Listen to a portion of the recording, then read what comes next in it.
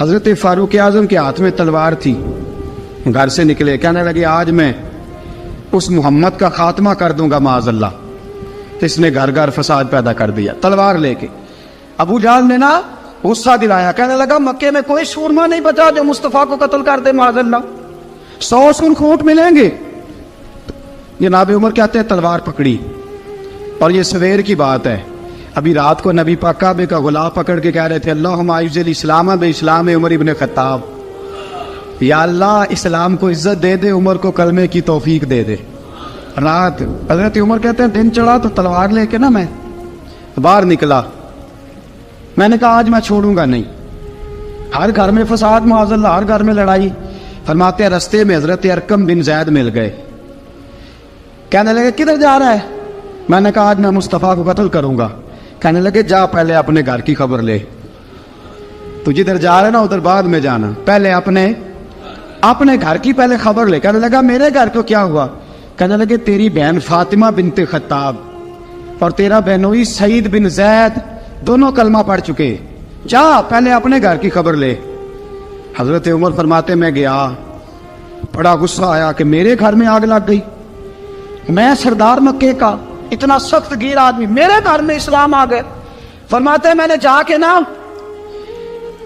اپنی بہن کے گھر کی طرف رخ کیا، دروازے پہ پہنچا تو میں نے سنا اندر سے آواز آ رہی ہے، قرآن پڑھنے کی آواز آ رہی، قرآن پڑھنے کی۔ فرماتے میں نے دروازے پہ دستک دی، اندر سے آواز آئی کون ہے دروازے پہ؟ میں نے کہا عمر ابن خطاب۔ فرماتے ہیں کہ میرے بہنوئی نے کہا کہ فاطمہ تیرا بھائی بڑا سخت ہے۔ فرماتے ہیں میری بہن نے جلدی سے قرآن کے صفحے لپیٹ کے اوپر رکھ دیے، میرے بھائی جو تھے وہ میرے بہنوئی ایک دروازے کے پیچھے چھپ گئے۔ فرماتے ہیں میری بہن سامنے کھڑی ہے، پیار بھی بڑا تھا، میں نے جاتے ہی کہا کیا کر رہی تھی؟ توجہ ہے آپ کی؟ غلامان محمد جان دینے سے نہیں ڈرتے، یہ سر کٹ جائے یا رہ جائے کچھ پرواہ نہیں کرتے۔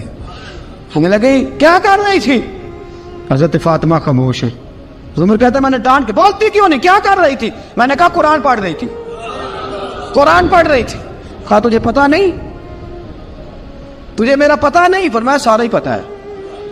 کہا تو جانتی نہیں لات و منات کو برا کہتے ہیں؟ فرمایا وہ بعد کی باتیں تھی، وہ جاننے نہ جاننے کی باتیں۔ دوستو توجہ، حضرت عمر ابن خطاب فرماتے ہیں کہ بہن اس جلال، اس روب، اس اعتماد سے بولتی تھی کہ میں نے ایک تھپڑ مارا بہن کے منہ پہ، میری بہن ادھر جا کے گری۔ فرماتے ہیں کپڑے جھاڑ کے کھڑی ہوئی، کہنے لگی عمر ایک تھپڑ نہیں تو 1000 مار، تو 1000 مار، لیکن یہ امید نہ رکھنا کہ میں قرآن چھوڑ جاؤں گی، یہ امید نہ رکھنا میں قرآن چھوڑ جاؤں گی۔ فرماتے ہیں کہ میرے ہاتھ میں تلوار تھی، میں نے دستے کی طرف سے نا، دستے کی سائڈ سے تلوار بہن کو ماری زور زور سے، سر سے خون نکل آیا۔ فرمایا میں اپنے بہنوئی کی بڑی عزت کرتا تھا، میرا بہنوئی پردے سے نکلا بیوی کو بچانے، میں نے زور زور سے 2 تلوار کی پشتیں اس کے سر پہ بھی ماری، خون نکلا، پھر میری بہن آگے ہوئی، پھر مارا۔ ماتے جب خون نکلا نا بہن کا، تو میری بہن نے اپنا خون اپنے ہاتھ پہ لگا کے کہا عمر جس ماں باپ کا خون تیری رگوں میں ہے اس کا میری رگوں میں بھی ہے، اسی کا خون میری رگوں میں بھی ہے۔ فرمایا عمر جس باپ کی پشت سے تو ہے میں بھی اسی باپ کی پشت سے ہوں، جس ماں کی چھاتیوں سے دودھ تو نے پیا ہے میں نے بھی اسی ماں کی چھاتیوں سے دودھ۔ توجہ ہے آپ کی؟ میری بات سمجھ میں آ رہی ہے؟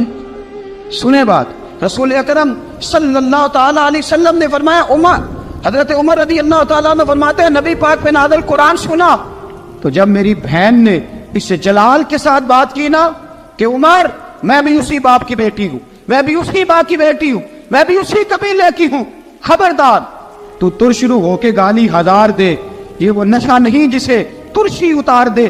فرمایا تو چارہ کر، ٹیل لگا، لیکن تو مجھے اسلام سے ہٹا سکتا؟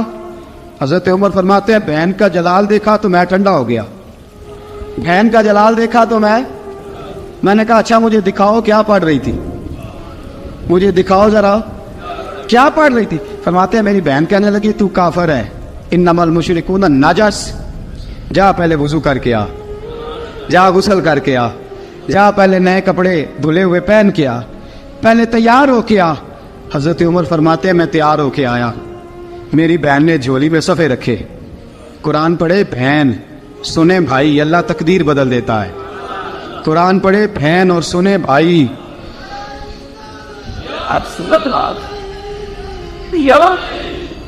قرآن پڑھے بھائی اور سنے بہن، اللہ تقدیر۔ لیکن آج بہن بھائی قرآن تو سنتے سناتے ہی نہیں نا، یہ تو رواج ختم ہو گیا نا۔ وہ قوم جو کل لڑتی تھی ننگی شمشیروں کے ساتھ، وہ آج سینما دیکھنے جاتی ہے اپنی ہمشیروں کے ساتھ۔ معاذ اللہ، نعوذ باللہ، استغفر اللہ۔ ہمارا وہ حال نہیں رہا جو تھا۔ حضرت عمر فرماتے ہیں بہن نے قرآن پڑھا، میں نے قرآن سنا، پتہ نہیں قرآن میں کیا لذت سی، میں رو رو کے بے حال ہو گیا۔ فرماتے ہیں میرے جیسا سخت آدمی، میرے جیسا سخت جو کبھی نہیں رویا تھا، آج قرآن سنا۔ فَإِذَا سَمِعُوا مَا أُنزِلَ إِلَى الرَّسُولِ تَرَىٰ أَعْيُنَهُمْ، جب قرآن، اللہ کا قرآن پڑھا جاتا ہے جو رسول پہ آیا، تو لوگوں کی آنکھوں کو تم دیکھو گے، ان کی آنکھوں میں آنسو ہوتے ہیں۔ فرمایا میں رو رو کے بے حال ہو گیا۔ میری بہن کہنے لگی بھائی کیا پروگرام ہے؟ میں نے کہا مجھے بھی لے چلو، مجھے بھی لے چلو۔ کہا چلو۔ فرمانے لگے ذرا ٹھہر جاؤ، میرے نا ہاتھ باندھو، رسیوں کے ساتھ نا میرے ہاتھ، پیچھے میرے ہاتھ باندھ لو، گلے میں میری تلوار لٹکا لو، میں مارنے آیا تھا، اب میں مجرم بن کے جانا چاہتا ہوں، مجرم بن کے۔ اور ہمارے شیخ فرمایا کرتے تھے، استاد گرامی حضرت عمر فرمانے لگے مجھے مارتے مارتے لے کے جاؤ، میں چونکہ مارنے آیا تھا نا مجھے۔ اور ایک پنجابی کا شاعر کہتا ہے حضرت عمر نے کہا گھروں آیا سا مار مقامنے نو، گھروں آیا سا مار مقامنے نو، ان مینو مار دے لے چلو، متے عمر دی عمر برباد ہوئے جتھے عمر سوار دے لے چلو۔ گھروں آیا سا مار مقابلے نو، ان مینو مار دے لے چلو، متے عمر دی عمر برباد ہوئے جتھے عمر سوار دے، متے عمر دی عمر برباد ہوئے جتھے عمر سوار دے۔ فرماتے جب پہنچے نا دار ارقم میں تو دروازے پہ حضرت امیر حمزہ کھڑے تھے۔ حضرت امیر حمزہ، ایک شخص کہنے لگا حضرت امیر حمزہ سے عمر آ رہا ہے، فرمایا آنے دو۔ کہا حضور وہ تلوار بھی گلے میں لٹک رہی ہے، فرمایا آنے دو، وہ اگر عمر ہے تو میں بھی امیر حمزہ ہوں، وہ اگر عمر ہے تو انا اشہد اللہ و رسول ہی، میں اللہ رسول کا شعر، وہ آنے دو۔ کہا آپ کیا کریں گے؟ کہا ادب ملحوظ رکھے گا تو خاطر سے بٹھائیں گے، نمونہ اس کو ہم خلق محمد کا دکھائیں گے، اگر نیت نہیں اچھی تو میں اس کو قتل کر دوں گا، اسی کی تیغ سے سر کاٹ کے چھاتی پہ دھر دوں گا، میں آنے تو دو، آنے دو عمر کو۔ حضرت عمر آئے، دروازے میں داخل ہوئے، صحابہ فرماتے ہیں کہ حضور نے شور سنا، فرمایا کون ہے دروازے پہ؟ فرمایا عمر۔ فرماتے ہیں حضور اٹھے تیزی سے، چادر گر گئی، چادر، حضور تیزی سے اٹھے، کھول دو دروازہ۔ حضور عمر کے گلے میں تلوار ہے، فرمایا پھاٹک کھول دو۔ یا رسول اللہ عمر آپ کا دشمن، فرمایا کھولو دروازہ۔ کہا یا رسول اللہ خطاب کا بیٹا، فرمایا کھولو دروازہ۔ یا رسول اللہ ابو جہل کا رشت، فرمایا کھولو دروازہ۔ حضور ماجرا کیا ہے؟ فرمایا وہ اپنے آپ نہیں آیا، میں نے رات اللہ سے دعا مانگی ہے، میں نے مانگ کے لیا ہے، میں نے مانگ کے لیا، وہ اپنے آپ تھوڑا آیا ہے، مانگ، کھولو دروازہ، آنے دو۔ حضرت عمر چھٹ سے دروازہ کھلا نا، رسول پاک سامنے کھڑے ہو گئے۔ کیا منظر تھا؟ ابو بکر فرماتا ہے تمہیں کیا بتائیں کیا منظر تھا؟ حضرت ارقم فرماتے ہیں تمہیں کیا بتائے کیا منظر تھا؟ میرے حبیب کی گردن تنی ہوئی ہے، آنکھوں میں آنسو بھرے ہیں پر نیچے نہیں گرتے، آنسو بھرے ہیں آنکھوں لیکن نیچے ٹپکتے نہیں۔ میرے رسول پاک آگے بڑھے، عمر کی گردن جھکی ہوئی ہے، عمر اوپر نہیں دیکھتے، حضور آگے بڑھے، جا کے حضرت عمر کا کندھا زور سے ہلایا، فرمایا کیا پروگرام ہے تیرا، کیا ارادہ ہے تیرا، بول۔ حضرت فاروق اعظم آنکھ یوں اٹھا کے کہنے لگے سونیا بس اب کلمہ پڑھنے کا ارادہ ہے، سونیا کلمہ پڑھنے کا۔ صحابہ فرماتے ہیں پتہ نہیں کیا ہوا، پتہ نہیں، حضور کا اتنا جوش ہم نے کبھی نہیں دیکھا، نبی پاک کو نعرہ لگاتے ہم نے پہلے کبھی نہیں دیکھا۔ جب عمر نے کہا نا سونیا کلمہ پڑھنے آیا ہوں، فرماتے ہیں رسول پاک کے جو آنسو بندے ہوئے تھے نا وہ ٹپ سے نیچے گرے، اور حضور نے فرمایا اللہ اکبر، اللہ اکبر۔ فرماتے ہیں حضور نے جب اللہ اکبر کہا تو سارے صحابہ بھی کہنے لگے اللہ اکبر، اللہ اکبر، اللہ اکبر۔ حضرت عمر فاروق کا عدل اور حضرت فاروق اعظم کا انصاف، اس کو دنیا جانتی بھی ہے مانتی بھی ہے۔ حضرت فاروق اعظم رضی اللہ تعالیٰ عنہ قاضیوں کا تقرر کرتے وقت سب سے زیادہ احتیاط کرتے تھے کہ بندہ کس قسم کا ہے، اس کا مزاج کیا ہے، معاشرے میں اس کا وقار کیسا ہے، اس حساب سے اس کو تقرر کرتے تھے قاضی کے لیے۔ اور کیا حال تھا، حضرت زید بن ثابت رضی اللہ تعالیٰ عنہ کو آپ نے قاضی مقرر کیا، بعد میں معزول کر دیا۔ کیوں آپ نے معزول کیا ہے؟ تو حضرت عمر کہنے لگے اس کی وجہ ہے، ایک دن ایک شخص نے، حضرت ابی بن کعب نے مجھ پر مقدمہ کیا، حضرت عمر پر مقدمہ کر دیا، تو فرماتے ہیں کہ میرے سامنے میں دیکھ رہا تھا، جب میں عدالت میں پہنچا تو زید بن ثابت نے میرا کھڑے ہو کے استقبال کیا، اور جب مدعی آیا ہے تو وہ بیٹھے رہے ہیں۔ تو میں نے کہا کہ جب آپ دونوں میں ملتے وقت انصاف نہیں کر رہے تو فیصلے میں کیسے انصاف کریں گے، آپ اس قابل نہیں کہ آپ کو قاضی بنایا جائے، معزول کر دیا۔ اگر میں بحیثیت مجرم، بحیثیت ملزم آیا ہوں، اگر آپ نے میرا کھڑے ہو کے استقبال فرمایا تو پھر مدعی کا تو زیادہ حق بنتا تھا۔ اور ہم پر اعتراض ہے کافر کا، وہ کہتے ہیں تم عدل نہیں کر سکتے۔ بولا آدمی ہے نا، وہ دیکھتا ہے آج کل کے مسلمانوں کو، آج کل کے مسلمانوں کو دیکھ کے رائے قائم کرتا ہے۔ ہم اسے کہتے ہیں ہاں آج کل کے مسلمان نہ دیکھ، وہ جنہوں نے ڈائریکٹ نبی پاک کی نکاح سے فیض پایا تھا انہیں دیکھ، ڈائریکٹ جو رسول پاک کی نکاح کے فیض یافتہ تھے، عدل و انصاف سے بھر دی دنیا۔ حضرت فاروق اعظم، حضرت عمرو بن عاص مصر کے گورنر تھے، حضرت فاروق اعظم نے انہیں متعین کیا تھا۔ ان کے بیٹے کا مصر میں جھگڑا ہو گیا کسی عام آدمی کے ساتھ، گورنر کے بیٹے کا، اور گورنر کے بیٹے نے اس مصری کو، ایک عام آدمی کو درے مارے۔ تجھے پتہ نہیں میں گورنر کا بیٹا ہوں؟ مصری نے کیا کیا، گھوڑے پہ بیٹھا سیدھے مدینے آ گیا، سیدھا مدینے۔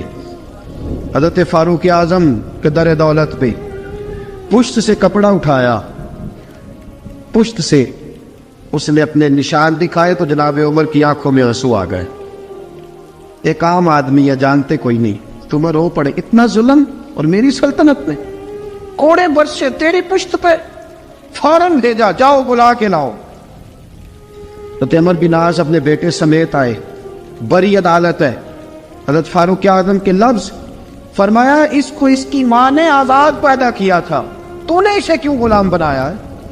اس کی ماں نے آزاد جنا تھا، تو نے کب سے لوگوں کو غلام کا؟ بیٹے یہ کیا کہتا تھا؟ یہ کہتا تھا میں گورنر کا بیٹا ہوں، تجھے تو جانتا نہیں۔ فرمایا اب یہ بڑی عدالت ہے، کوڑا پکڑ اور اس گورنر کے بیٹے کی پشت پہ برسا اور اسے کہہ تو گورنر کا بیٹا ہے، میں محمد کا غلام ہوں صلی اللہ تعالی علیہ وسلم۔ اسے بتا، اسے اب بتلا کہ تو گورنر کا بیٹا ہے نا، میں نبی پاک کا غلام ہوں، اور جو مصطفیٰ کے غلام ہوتے ہیں وہ سارے برابر ہوا کرتے ہیں۔ حضرت فاروق اعظم کا عدل، جناب فاروق اعظم کا انصاف، جناب فاروق اعظم رضی اللہ تعالیٰ عنہ۔ روم کا ایلچی آیا نا حضرت عمر فاروق کے پاس، تو وہ کہتا ہے میں پیغام لے کے آیا اپنے بادشاہ کا، اور میں سفیر تھا، میں بڑے ملکوں میں گیا، بڑے بادشاہ دیکھے، بڑے امیر دیکھے۔ حضرت فاروق اعظم رضی اللہ تعالیٰ عنہ کے دربار مجھے بھیجا گیا، جب پہنچا تو میں نے مسلمانوں سے کہا تمہارے بادشاہ کا دربار کہاں ہے؟ انہوں نے کہا نہ ہمارا بادشاہ ہے، نہ کوئی دربار ہے، نہ بادشاہ ہے، نہ کوئی۔ اچھا تو پھر وہ کدھر بیٹھتے ہیں؟ کہا یا مسجد میں ملیں گے یا اپنے جھونپڑے میں ملیں گے۔ تو کہا تمہارا بادشاہ بھی کوئی نہیں؟ کہا بادشاہ نہیں، ہم مومن ہیں، ہمارا ایک امیر ہے جسے امیر المومنین کہا جاتا ہے۔ وہ شخص کہتا ہے میں مسجد گیا، میں نے کہا عمر کدھر ہے؟ انہوں نے کہا جی ابھی نکلے تھے، ادھر ہی ہوں گے۔ میں نے کہا یہ کیسا بادشاہ ہے؟ کوئی کہتا ادھر ہوں گے، کوئی کہتا ادھر ہوں گے۔ یہاں تو صوبائی وزیر صاحب سڑک سے گزرے تو سارے روڈ 3 گھنٹے بلاک رہتے ہیں، اور یہ کیا چکر ہے کہ لاکھوں مربع میل کا حکمران، کوئی کہتا اس گلی میں گیا، کوئی کہتا اس گلی میں گیا، یہ کیسا بادشاہ ہے؟ کدھر ہے عمر؟ انہوں نے کہا یہی تھا۔ دوسرے سے پوچھتا جو وہ باغ کی طرف گئے، باغ میں گئے تو وہ ایلچی کہتا ہے میں نے باغ والے سے پوچھا کہ یہاں تمہارا امیر کدھر ہے؟ انہوں نے کہا وہ درخت دیکھ رہے ہو؟ کہا حضرت دیکھ رہا ہوں۔ اس درخت کے نیچے وہ ایک شخص جو سویا ہوا ہے نا، مٹی کا ڈھیلا سرہانہ بنا کے، وہ درخت کے نیچے مٹی کے ڈھیلے کا سرہانہ بنا کے جو بندہ سویا ہے وہی ہمارا امیر ہے، وہ سامنے۔ حضرت سیدنا عمر فاروق کے پاس وہ بندہ جا کے کھڑا ہو گیا. وہ کہتا ہے کہ پسینہ گر گر کے نا مٹی کے ڈھیلے پہ گارا بنا رہا تھا. پسینہ گر گر کے مٹی کا ڈھیلا, وہ تر تھا. حضرت فاروق اعظم سو رہے تھے. کہنے لگا میں بیسیوں اور درجنوں بادشاہوں کو دیکھ چکا تھا جن کی آنکھیں 10 گن. حضرت عمر کی آنکھ کھلی, تامت سمیٹی اٹھ کے بیٹھ گئے.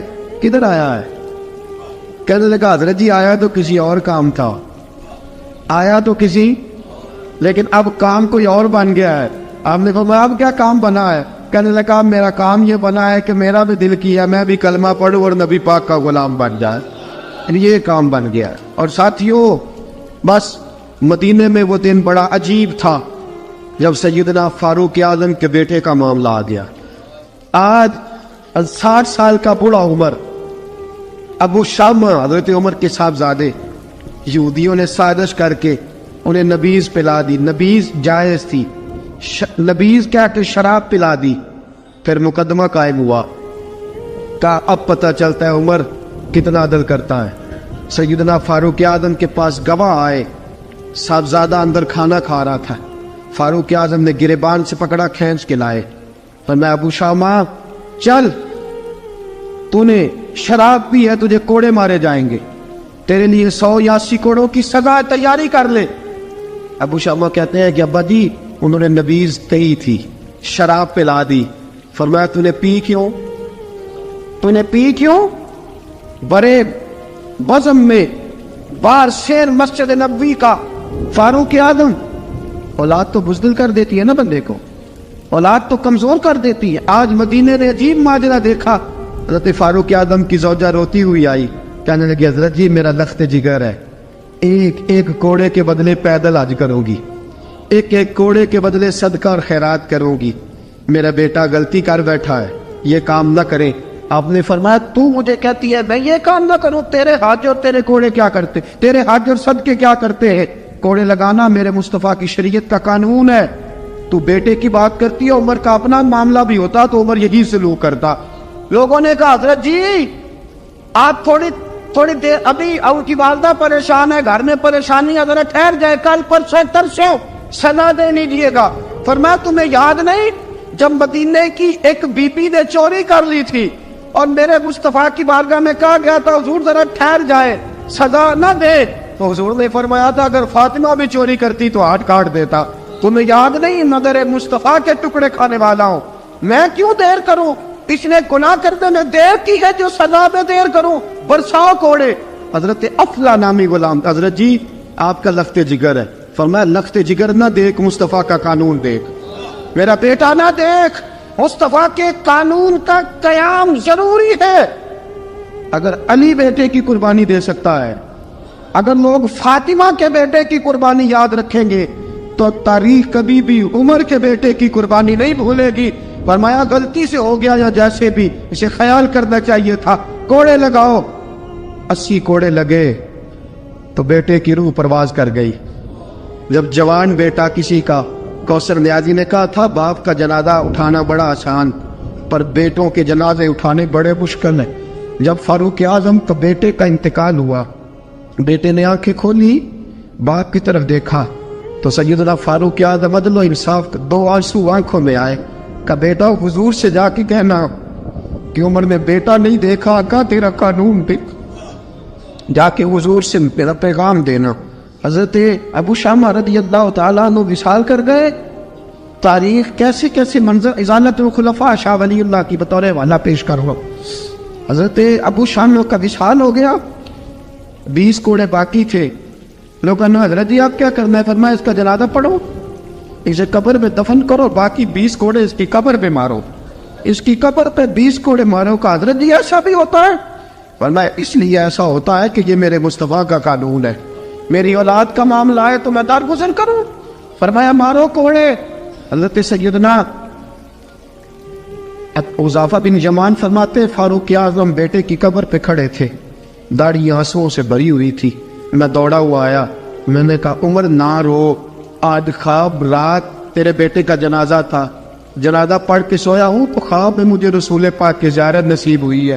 نبی پاک خواب میں تھے تو 2 سبز غلے तेरे बेटे को पहना रखे थे और रसूल पाक की बगल में खड़ा था।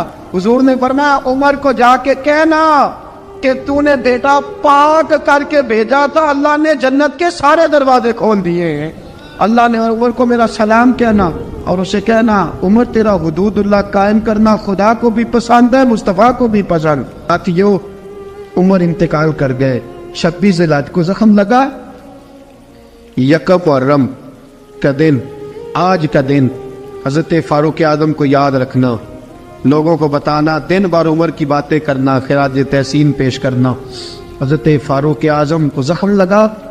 आपने फरमाया अपने बेटे से बेटा जा हजरत आयशा के पास, गुंबद खजरा में 3 लोगों के दफन होने की जगह है। एक में अबू बकर दफन हो चुके, एक में रसूल पाक का मज़ार कुदसी बन चुका, एक जगह खाली है। जाके आयशा से पूछना, मुझे पता है वो 18 साल की उम्र में रसूल पाक पर्दा कर गए थे। 18 साल सैयदा की उम्र थी। आयशा ने जगह अपने लिए रखी हुई है। जाके बाहर खड़े होके कहना अम्मा जी, उमर कहता है मेरा दिल करता है, मेरा दिल करता है कि मुझे नबी पाक की गुंबद के साए में जगह मिले।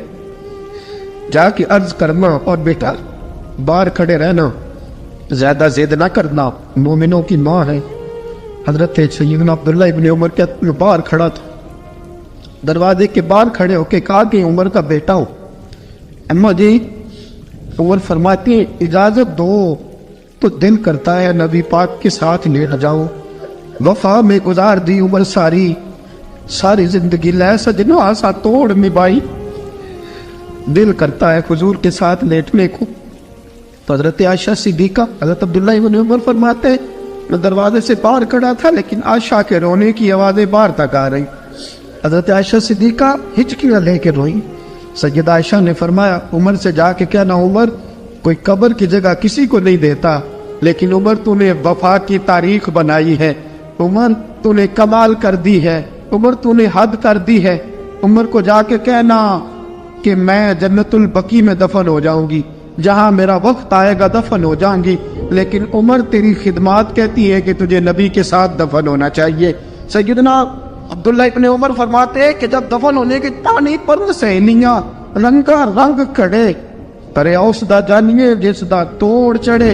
फरमाते आया उमर को आके बताया पेशानी खून से भरी हुई। उमर ने सजदे में रख दी, रो के कहा आज मेरी तोड़ निभ गई है। हजरत फारूक आज़म मुस्तफा के साथ लेट गए।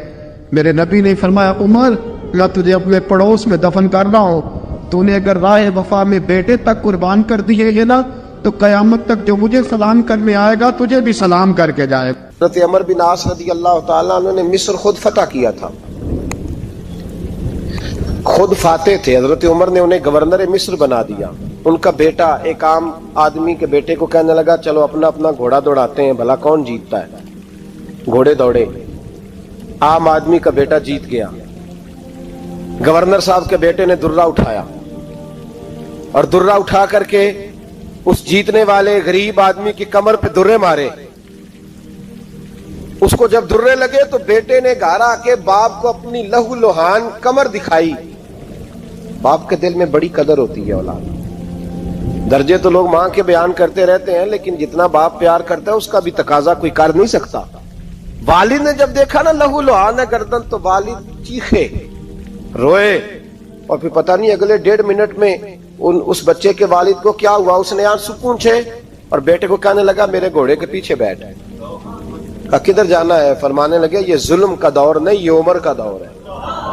हाँ ऐसी बात है कोई जो मर्जी कर जाए, बैठ मेरे घोड़े पे। आधी रात के वक्त पहुंचे मदीने और बाहर जाके वो आदमी पुकारने लगे, कहने लगे उमर बाहर आओ, निकलो ख्वाबगाह से। जब गरीबों पे जुल्म हो तो फिर हुक्मरानों को सोने की इजाजत नहीं हुआ करती। बाहर आओ। फारूक आज़म आधी रात को उठ गया, क्या हुआ? कहा उमर देख ये बेटा जो मैंने अपने मुंह के निवाले खिला खिला के पाला है, जरा मेरे लाल की पुश्त देख, तेरे दौरे हुकूमत में ये हाल होगा। हजरत फारूक आज़म ने कहा जाओ बुला के लाओ फातेह मिस्र को। हजरत अमर बिन आस बेटे समेत आए। जनाब फारूक आज़म फरमाने लगे मजमे में खड़ा करके, फरमाया क्यों मारा तूने इसको? गर्दन झुक गई। फरमाया तू गवर्नर का बेटा था इसलिए मारा है? उस गरीब आदमी के बच्चे को कहा दुर्रे पकड़ और गवर्नर के बेटे को इसके सामने मार, और इतने मार के इसे समझ आए। जब उसको दुर्रे लग रहे थे तो लोग देख रहे थे। थोड़ी देर गुजरी तो हजरत सैयदना उमर फारूक रदी अल्लाह ताला अन्हु ने फरमाया गवर्नर मिस्र को भी सजा दो, इसके कपड़े उतरवा के इसे टाट का लिबास पहनाओ। लोग कहने लगे हुजूर गवर्नर साहब की क्या गलती, सुनो और याद रखना। हजरत फारूक आजम कहने लगे इस बच्चे के दिल में बात डाली किसने कि तू गवर्नर का बेटा है? किसने बात डाली कि तू चौधरी का बेटा और बाकी कमी होते हैं? किसने सिखाया इसे? वो ताकतें भी हम कुचलेंगे जो सिखाती हैं कि फलाना बड़ा है फलाना छोटा है। फरमाया ना, जब कोई रसूलुल्लाह का कलमा पढ़ लेते हैं वो बराबर हो जाया करते हैं। इसको किसने सिखाया? किसने सिखाया इसको? गवर्नर को भी। और फिर हजरत उमर ने तारीखी जुमला कहा, हजरत अमर बिन आस की तरफ देख के फरमाया जब अल्लाह ने इन लोगों को आजाद पैदा किया तुमने क्यों गुलाम बना लिया? जब रब ने आजाद पैदा किया तुमने क्यों गुलाम बनाया? अजीजों याद रखो, जब इंसाफ का बोलबाला होता है फिर कोई आदमी डरता है। यहां इंसाफ नहीं मिलता। और मैं आप खुद, एक बात याद आ गई, हजरत उमर का जमाना था तो गस्सान के बादशाह ने कलमा पढ़ लिया। जो लोग गरीब कहलाते हैं ना वो जरा मेरी बात पे ज्यादा तवज्जो करें, गरीबों को सुनाने लगाओ, गरीब जरा तवज्जो करें। गस्सान के बादशाह ने इस्लाम कबूल कर लिया और इस्लाम कबूल करते ही वो आए हज करने। हज के बाद फारिग हुए तो एक नफली तवाफ कर रहा था गुस्सान का बादशाह शाह गुस्सान। आज तो खाना काबा में भी वीआईपी प्रोटोकॉल मिलता है, आज तो मस्जिद नबी में भी वीआईपी प्रोटोकॉल होता है, यहां आके भी, यहां भी। और देखते सही तू खड़ा कहां है? यहां भी पुलिस वालों ने बाजू पकड़े। सोचो तो सही, ये हाल कर दिया तुमने मजहब का। तवाफे काबा हो रहा है और गुस्सान के बादशाह ने जुब्बा पहना हुआ है बारीक और लंबा। वो तवाफे काबा कर रहा था तो एक गरीब आदमी का पैर उसके जुब्बे पे आ गया। जब पैर आया तो उसने पलट के गरीब के मुंह पे थप्पड़ मारा। जब थप्पड़ मारा तो उस गरीब ने सैयदना फारूक आजम की अदालत में मुकदमा कर दिया, कहा बादशाह ने थप्पड़ मारा है। हजरत उमर फारूक रदी अल्लाह ताला अन्हु ने बादशाह को बुलाया, फरमाया तूने उस गरीब को मारा है? कहा जनाब उसने पैर रखा था। तो फरमाया पैर रखा था तो क्या हो गया, तूने क्यों लंबा जुब्बा पहना था? तुझे सिमट के चलना चाहिए था। कहा मेरे लिए हुक्म क्या है? हजरत उमर कहने लगे यहां उसे रात में राजी कर ले, वरना सुबह उसी जगह उसी कोने में खाना काबा के साए में वो गरीब तेरे मुंह पे थप्पड़ मारेगा और तुझे थप्पड़ खाना पड़ेगा। गरीबों सुनो सुनो, सारी रात वो गुस्सान का बादशाह गरीब की मिन्नत करता रहा, तू राजी हो जा। गरीबों तुमसे शिकवा है, तुम 2-4 लाख पे राजी हो जाते हो। गरीबों तुमसे शिकवा है, तुम इंसाफ होने नहीं देते। गरीबों तुम थोड़ी थोड़ी बात पे मुतमइन हो जाते हो। थोड़ी थोड़ी बात, जितने गरीब तन हैं लिबासों से दूर दूर उतनी ही चादरें मैं मजारों से छीन लूं, और जितने गरीब घर हैं उजालों से दूर दूर उतनी ही रोशनी मैं सितारों से छीन लूं। इतनी तो हिम्मतें हो मेरी कम से कम बुलंद कि शाहों के ताज फख्र इशारों से छीन लूं। तुम्हारी ज्यादती है, तुमने जुल्म परवान चढ़ाया है। जब तुम चौधरी के कहने पर एमएनए के कहने पर राजी हो जाते हो, तुम इंसाफ होने नहीं देते। डटना सीखो, खड़े होना सीखो। जब उसे कहा ना राजी हो जा, तो वो गरीब कहने लगा मैं राजी हो जाऊं और कल तू किसी और को भी थप्पड़ मारे। फरमाया जितनी तेरे पास दौलत है ला के कदमों में रख। हम दौलतों की परवाह इसलिए नहीं करते कि हमने मोहम्मद अरबी का चेहरा देखा हुआ है। अब मेरी निगाहों में जचता नहीं कोई, इसलिए कि जैसे मेरे महबूब है वैसा नहीं। तुम असर लेना छोड़ दो, तुम असर बड़ा लेते हो। हाँ, तुम्हारे ऊपर चीजें असर अंदाज होती हैं, इसलिए इंसाफ नहीं होता। डटना सीखो, खड़े होना सीखो। जो भाई डट जाता है ना वो बड़े कमाल कर जाया करता है। सारी रात मनाता रहा। हजरत उमर से कहने लगा वो नहीं मानता, तो जनाब उमर कहने लगे फिर तैयारी कर ले, हम बादशाह नहीं देखेंगे, दौलत नहीं देखेंगे, हम रसूलुल्लाह का दीन देखेंगे, हम नबी पाक का निजाम देखेंगे। वो बादशाह रात को दौड़ गया, भाग गया, जाके ईसाई हो गया। लोगों ने कहा इतना कीमती आदमी उमर ने जाया कर दिया। फरमाया चुप करो, میں نے کوئی چیز ضائع نہیں کی, میں نے تو اپنے رسول کا دین بچا لیا ہے, کوئی شے ضائع نہیں ہوئی. عدل جب تک, میں پھر کہوں گا, اس عدل کے نقصان میں ہر آدمی برابر کا شریک ہے. ہم عدل ہونے نہیں دیتے, ہم عدل قائم نہیں کرتے, ہمارا تقاضا ہی نہیں کہ عدل ہو, ہم اپنے آپ کو عدل کے لیے پیش ہی نہیں کرتے, مزاج ہی نہیں.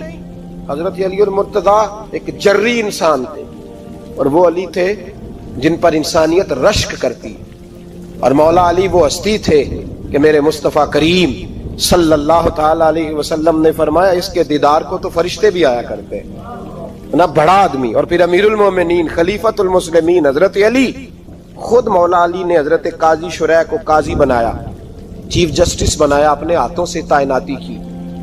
حضرت مولا علی رضی اللہ تعالیٰ عنہ کی زرہ گم ہو گئی, کافی دیر گزر گئی تو ایک یہودی کے پاس وہ زرہ آپ کو نظر آئی. حضرت علی نے ڈائریکٹ اس سے چھین نہیں لی, حالانکہ امیر المومنین تھے. ہمارے ہاں ڈنڈا بھی بڑا چلتا ہے نا, جو طاقتور ہوتا ہے وہ تو تھانے جاتا ہی نہیں, اس کو ضرورت نہیں, اس نے تو بندے رکھے ہوئے ہیں, اس کو تو پتہ ہے کام کیسے لینا ہے. لیکن حضرت علی نے آئینی رستہ اختیار کیا, قانونی رستہ. قاضی صاحب کی عدالت میں مقدمہ کیا کہ فلاں یہودی کے پاس میری زرہ ہے اور وہ چوری ہو گئی تھی, گر گئی تھی, گم گئی تھی, مجھے دلائی جائے. قاضی صاحب نے بلا لیا یہودی کو, امیر المومنین بھی کٹہرے میں. قاضی صاحب کہنے لگے اس سے کہ زرہ تیری ہے؟ اس نے کہا جی میرے پاس ہے تو میری ہے. قاضی صاحب کہنے لگے حضرت علی سے گواہ آپ کو دینے پڑیں گے کیونکہ مقدمہ آپ نے کیا ہے, اگرچہ وہ امیر المومنین ہے. توجہ ہے بھائیوں کی, سمجھ آ رہی ہے باتوں کی؟ گواہ امیر المومنین آپ نے دینے ہیں کیونکہ مقدمہ آپ نے دائر کیا. تو حضرت علی کہنے لگے میرا بیٹا حسن گواہی دے گا کہ میری ہے, اور میرا غلام کمبر گواہی دے گا. قاضی صاحب کہنے لگے حضور ان کی گواہی درست تو ہے پر میں نہیں تسلیم کرتا, اس لیے کہ بیٹے تو باپ کے حق میں بولا ہی کرتے ہیں, نوکر تو آقاؤں کے حق میں بولتے ہی ہیں, جائیں کوئی غیر جانبدار بندہ لے کے آئیں جو گواہی دے. تو حضرت علی خاموش ہو گئے, کہنے لگے ابھی میرے پاس ایسا کوئی گواہ نہیں. قاضی صاحب کہنے لگے چلیں پھر آپ یہودی کو راضی کریں, آپ نے کیوں بلا وجہ گھسیٹا عدالت میں, راضی کریں, انصاف کا تقاضا ہے. تو حضرت علی قریب گئے, کہنے لگے بھیا ناراض نہ ہونا, زرہ تو میری ہے, ناراض نہ ہونا, میں نے غلط مقدمہ نہیں کیا. علیحدہ بات ہے کہ میرے پاس گواہ نہیں تو میں کوئی بے انصافی نہیں کر سکتا, تو میرے ساتھ چل تجھے کھجوروں کا حلوہ کھلاتا ہوں تاکہ تو راضی ہو جائے.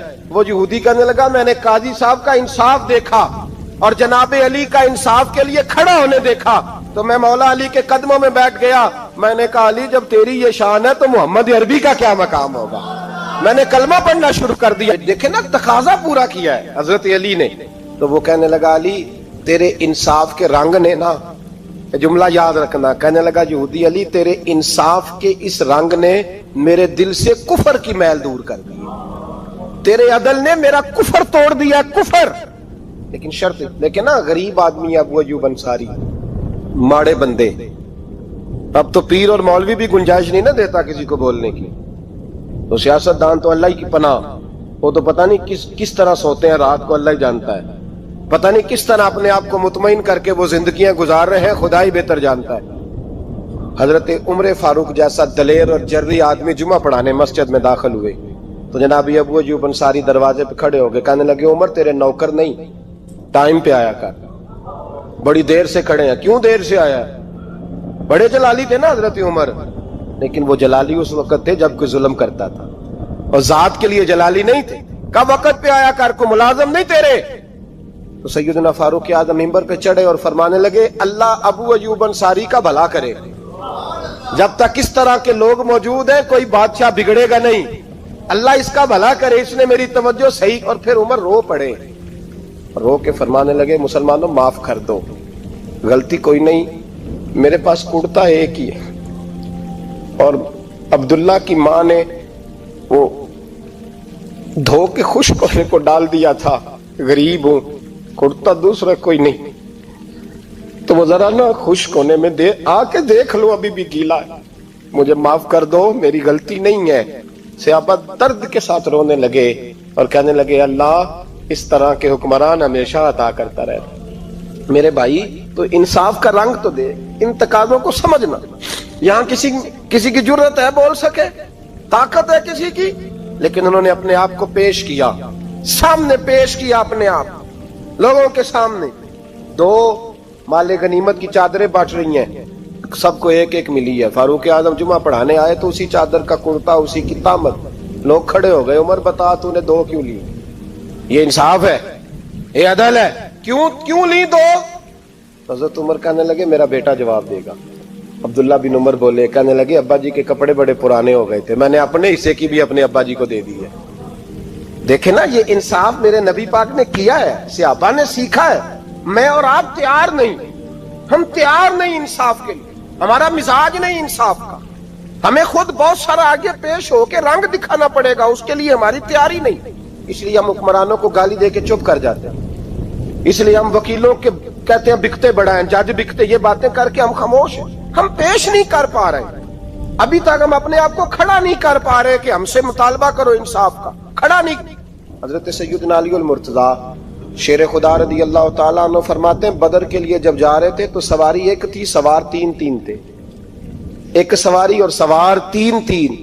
फरमाते हैं नबी पाक सल्लल्लाहु अलैहि वसल्लम ने फरमाया तीन इकट्ठे ना बैठना, दो बैठे, सवारियों को तकलीफ होती है। कुर्बान जाऊं, कैसा रसूल दिया है जो जानवरों के हुकूक का भी ख्याल फरमाते हैं सल्लल्लाहु अलैहि वसल्लम।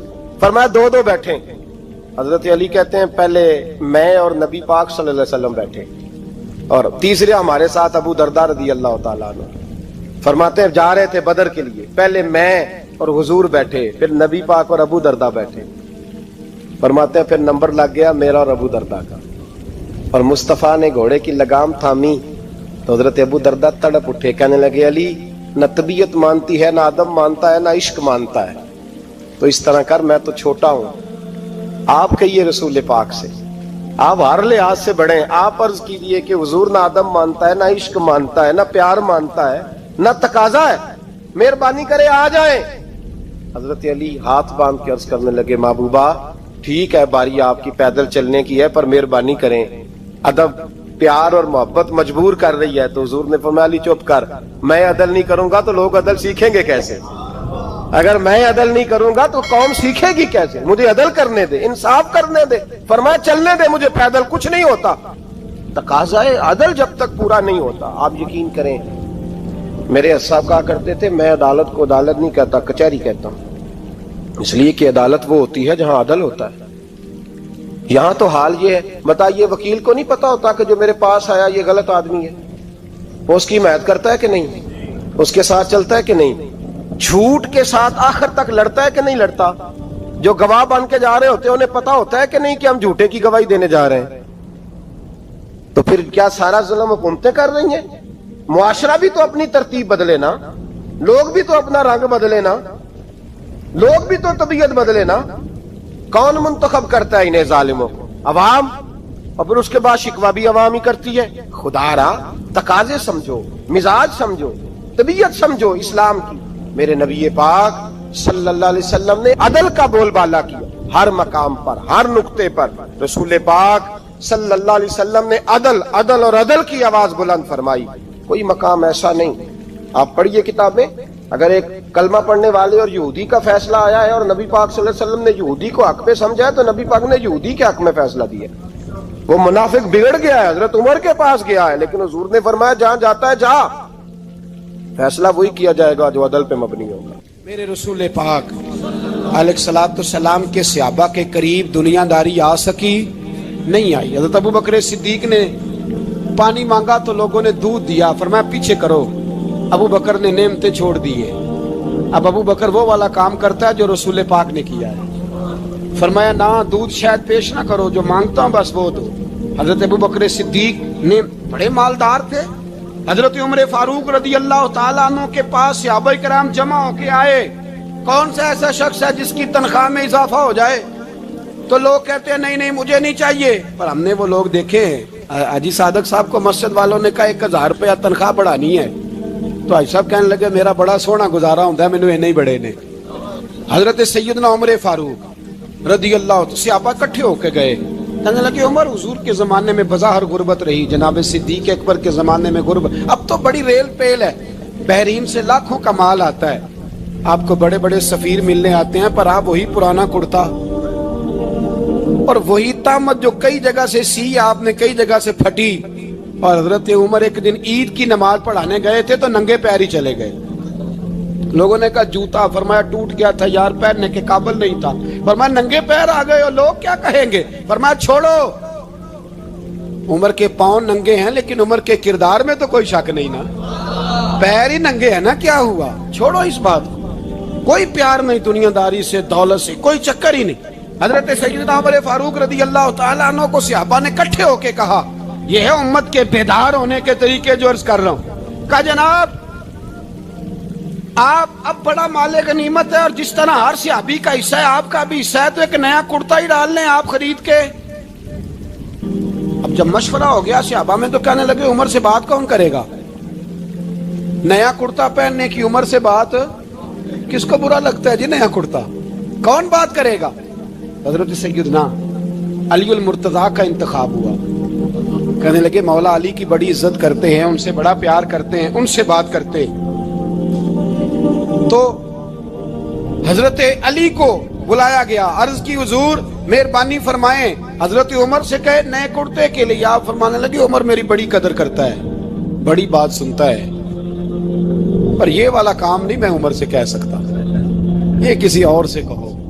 تو کہنے لگے آپ رہنمائی کر دیں کس کو کہیں. تو جناب علی المرتضیٰ فرمانے لگے اگر حضرت عائشہ صدیقہ سے کہو گے تو عمر فوراً مان جائے گا، وہ مومنوں کی ماں ہیں. صحابہ حضرت عائشہ کے پاس، اماں جی عمر کو بلائیں، ان کو کہیں بڑے بڑے سفیر آئے ہوتے ہیں، وہی پرانے کپڑے پہن کے بیٹھ جاتے ہیں. اللہ اکبر.